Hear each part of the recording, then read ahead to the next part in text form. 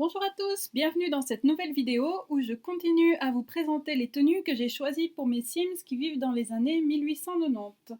Dans la vidéo précédente, j'ai présenté des tenues pour adultes et dans cette vidéo, je vais me consacrer aux tenues pour enfants et pour bambins. Je vais commencer par les garçons et par la tenue quotidienne. La caractéristique principale des tenues pour garçons de cette époque, c'est les culottes courtes. Les pantalons représentaient l'âge adulte et un garçon ne pouvait avoir son premier pantalon que vers l'âge de 15 ans lorsqu'on considérait qu'il était sorti de l'enfance. Ce garçon ici est entièrement habillé par Lindslew, le costume a été fait par elle, ainsi que les chaussettes et les bottines à boutons typiques de l'époque. Passons maintenant à la tenue habillée. Je considère que les enfants n'ont pas besoin de tenue de soirée, mais il leur faut quand même une tenue très élégante pour certains événements comme les mariages ou autres. Ce costume a été fait par The Historical Sim. C'est une sorte de costume d'adulte miniature, un costume 3 pièces avec cravate, mais avec des culottes courtes. Pour cette décennie, les culottes sont un peu trop courtes. C'est seulement à partir des années 20 qu'on a commencé à les faire monter au-dessus des genoux. Ici, elle devrait s'arrêter un peu plus bas sur le mollet pour être conforme à la décennie. Les bottines sont les mêmes que précédemment, mais que j'ai choisies en noir. Il porte aussi un canotier qui a été fait par Historical Sims Life. Un canotier était d'abord un chapeau de marin qui a été adopté par la mode pour enfants, puis par la mode pour adultes. Il n'y a pas de tenue de sport dédiée pour les enfants, parce que les enfants faisaient du sport dans des tenues normales, donc je lui ai remis sa tenue quotidienne. Pour la nuit, comme je l'ai dit dans ma vidéo précédente, tout le monde portait encore des chemises de nuit à cette époque. Donc j'ai choisi ici une chemise de nuit par Vintage Seamstress qui est inspirée d'un modèle de 1905, mais qui peut parfaitement convenir pour d'autres décennies puisque, comme je l'ai aussi dit dans la vidéo précédente, la mode de nuit n'a pas évolué à une vitesse très rapide. Je passe à la tenue de fête ou, comme j'aime l'appeler, la tenue du dimanche. Ici, j'ai choisi un costume de marin par Lindslew. On a le haut et le bas séparés. La tenue de marin était à la mode pour les enfants depuis qu'elle a été portée par le fils de la reine Victoria dans les années 1850. Et elle est devenue le vêtement emblématique de l'enfance pendant près d'un siècle.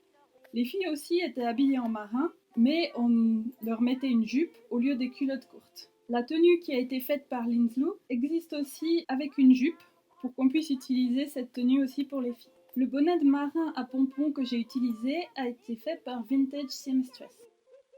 Comme tenue de bain, j'ai utilisé le maillot de bain par Amelia Sims que j'avais aussi utilisé pour les adultes. Pour le temps chaud, j'ai réutilisé la tenue quotidienne mais dans des tons plus clairs pour l'été. Et j'ai aussi utilisé des chaussettes plus courtes pour qu'il ait moins chaud, mais ce sont aussi des chaussettes faites par Lindslew. Et finalement, pour l'hiver, nous avons un manteau avec cape qui a été créé par Vintage Seamstress en s'inspirant d'un modèle de 1894.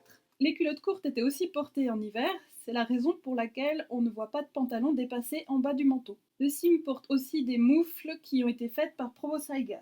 En vérité, je ne sais pas si les enfants portaient des moufles ou des gants ou si ça n'avait pas d'importance. J'ai choisi ces moufles que j'aime bien et qui doivent en tout cas tenir chaud. Passons maintenant aux filles, en commençant par la tenue quotidienne. La mode pour les filles de cette époque est la même que la mode pour les adultes, avec une différence principale, c'est que la jupe était plus courte. Alors que les jupes des femmes descendaient jusqu'à terre, les jupes des filles s'arrêtaient en dessous du genou ou à mi-mollet.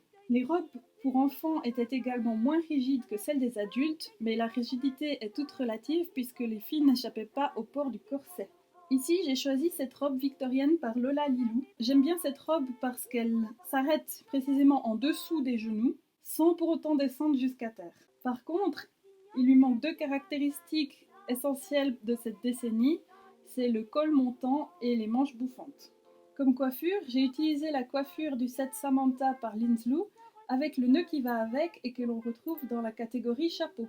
Les filles portaient les cheveux détachés à cette époque, contrairement aux femmes adultes qui devaient toujours les avoir attachés par bienséance. Et c'était très à la mode de mettre des rubans dans les cheveux des petites filles. Les chaussettes et les chaussures de cette fille sont par Lindslew, ce sont les mêmes que j'ai utilisées pour le garçon. Comme tenue habillée, j'ai choisi cette robe à volants par Plum Bob Tea Society. Il existe 3 modèles de cette même robe et j'ai choisi celle avec un empiècement en dentelle sur le devant qui me rappelait le plus le style de l'époque. Comme je voulais que ce soit une robe à manches longues, j'ai utilisé cet accessoire pull par Sims Nexus qui va en dessous de la robe, en dessous de n'importe quelle tenue. Ça m'a aussi permis d'avoir un col moins décolleté à défaut d'avoir un col montant. Les chaussures à nœuds que j'ai utilisées font aussi partie du set Samantha par Linslow. J'ai vraiment beaucoup utilisé ce set pour cette petite fille. Je ne m'attarde pas sur la tenue de sport qui est la même que la tenue quotidienne. Pour la nuit, j'ai utilisé la chemise de nuit du set Samantha par Linslow. Comme tenue du dimanche, j'ai utilisé la robe cranberry du set Samantha. Je trouve qu'elle ressemble à la robe portée par la fille de dos sur ce tableau de Renoir. D'ailleurs, je l'ai choisie en bleu, mais elle existe aussi en rouge. Le chapeau est le chapeau pour adultes de l'extension saison qui a été converti par Kiara Zurk pour être porté par les enfants. Je profite ici de faire une petite digression au sujet des chapeaux puisque j'ai oublié d'en parler dans ma vidéo précédente. Les chapeaux de femmes de cette décennie n'étaient pas forcément très grands, par contre ils étaient très décorés. Des fleurs, des plumes, des rubans, de la dentelle, etc., etc. Donc en choisissant ce chapeau de l'extension saison, j'évoque la mode de cette époque, mais ce n'est pas une représentation réaliste, il faudrait qu'il y ait beaucoup plus de décoration. Passons à la tenue de bain. J'ai utilisé ce maillot de bain qui a été fait par Vintage Seamstress en s'inspirant d'un modèle de 1884, c'est-à-dire de la décennie précédente. Un maillot de bain pour enfants, pour filles, de la décennie 1890 ressemblerait plus à une combinaison, comme sur cette image, plutôt qu'à une robe. Cependant, je n'ai pas trouvé de modèle qui convenait pour les Sims. Les chaussures à lacets pour la baignade sont en fait des chaussons de danse par Kiara Zurk, comme ceux que j'ai utilisés pour la femme adulte. Et le chapeau est encore une conversion par Kiara Zurk, une conversion du chapeau de paille du jeu de base. Comme tenue d'été, nous avons la robe par le Lalilou, les chaussettes par Linslow, les chaussures du jeu de base et le chapeau converti par Kiara Zurk. Finalement, comme tenue de temps froid, j'ai choisi ce manteau par Vintage Seamstress, qui est aussi un manteau avec cape, mais différent de celui du garçon. Ce manteau est inspiré d'un modèle de 1895. Par contre, j'ai utilisé les mêmes moufles et le même bonnet que pour le garçon. Je passe maintenant au bambin. J'ai créé un seul modèle de bambin au lieu de faire une fille et un garçon, parce qu'à cette époque, pour les très jeunes enfants, on ne différenciait pas vraiment les filles des garçons par les vêtements ou les accessoires. Tous portaient des robes et tous portaient des cheveux plus ou moins longs. J'ai donc choisi ici une robe par Vintage Seamstress qu'elle a créée en s'inspirant d'un tableau de 1897. J'ai choisi cette robe en couleur rose pour faire un clin d'œil au fait que le cliché rose pour les filles, bleu pour les garçons n'existait pas encore à cette époque, ça viendra bien plus tard. Les petites chaussettes à nœuds sont par Plum Bob Tea Society et les petites bottines à boutons sont par Charlindy. La coiffure est un carré ondulé qui a été créé par Kiara Zurk. Comme tenue habillée, j'ai choisi encore une robe par Vintage Seamstress qui a des manches extrêmement bouffantes. Comme chapeau, le couvre-chef typique des jeunes enfants de cette époque était le bonnet. Et ces bonnets étaient parfois très surchargés de dentelles et de rubans. Si vous avez vu ma vidéo précédente, vous reconnaîtrez le bonnet d'époque coloniale par Linslow qui joue ici le rôle de bonnet d'enfant. Pour la nuit, comme je l'avais fait pour mes deux adultes, j'ai choisi une chemise de nuit édouardienne par Historical Sims Life. Elle a un joli détail de broderie au niveau du col que je trouve très chou. La tenue de fête est la même que la tenue habillée. Et la tenue de bain est à nouveau le maillot de bain par Ameya Sims, mais le modèle pour bambin. Pour le temps chaud, on retrouve la robe de la tenue quotidienne, mais blanche. Le blanc était une couleur très utilisée pour les enfants, surtout les jeunes enfants, parce qu'elle était facile à nettoyer en la faisant bouillir, alors que les couleurs perdent de leur éclat si on les lave à très haute température. Mais ils n'étaient pas nécessairement habillés tout le temps en blanc uniquement.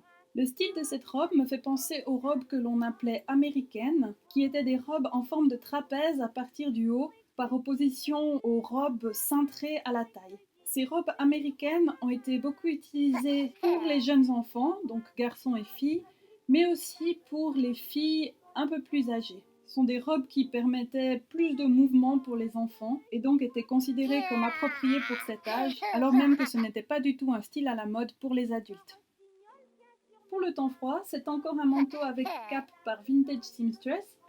Elle a créé 3 manteaux pour enfants, 2 pour garçons, 1 pour filles, et elle a converti ces 3 manteaux pour les bambins, donc je l'ai réutilisé ici. Le bonnet pour l'hiver a été fait par Vintage Sim. Je pense qu'il est trop moderne pour cette décennie, mais il me fallait quelque chose pour l'hiver et ce bonnet est très mignon. Par contre, on ne peut pas le mettre avec des coiffures longues, donc j'ai dû utiliser une coiffure très courte pour que les cheveux ne traversent pas le bonnet. Les moufles sont aussi par Proboscider. Et voilà, c'est la fin de cette vidéo. Merci beaucoup d'avoir regardé. J'espère que ça vous a plu et que ça vous aura été utile. Comme d'habitude, tous les CC que j'ai mentionnés dans cette vidéo se retrouvent en description.